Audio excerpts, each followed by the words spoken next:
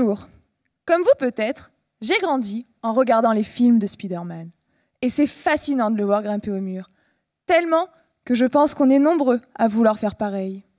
Une des motivations de ma thèse est de comprendre le phénomène physique qui pourrait un jour nous permettre de grimper au mur comme Spider-Man ou d'y accrocher des objets qui ne saliront plus ni abîmeront les murs. Pour cela, le phénomène physique caché derrière cela s'appelle l'adhésion. Et pour le comprendre, il faudrait étudier Spider-Man par exemple. Mais ça, c'est pas possible. Il faut donc trouver un équivalent dans la nature. Cet équivalent, c'est le gecko, qui est un petit lézard qui grimpe au mur comme Spider-Man. Et lui, on peut l'étudier. Si on regarde attentivement les pattes du gecko, on voit qu'ils sont composés de petits filaments.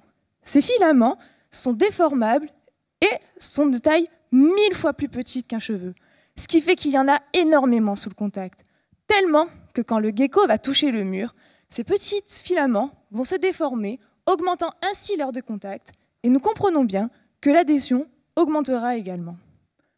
Mais vous pouvez vous demander comment fait le gecko pour que toutes ces petites aspérités touchent le mur quand il va être en contact.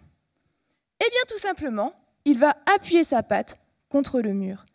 Et c'est exactement ce mécanisme de formation de contact qui m'intéresse. Je veux comprendre comment deux objets rugueux que l'on presse l'un contre l'autre permet d'augmenter l'adhésion en augmentant le contact. Pour cela, je fais une expérience qui va imiter le contact entre la patte du gecko et le mur.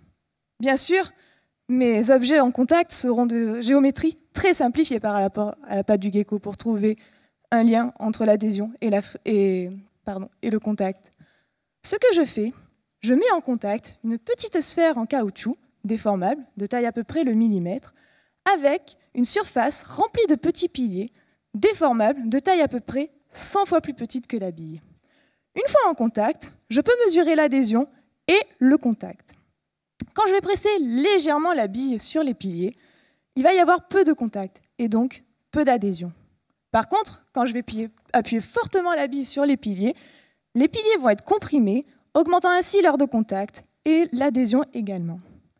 Au-delà de ces expériences, ce que je conçois, c'est un modèle qui va permettre de faire le lien entre l'adhésion et le contact.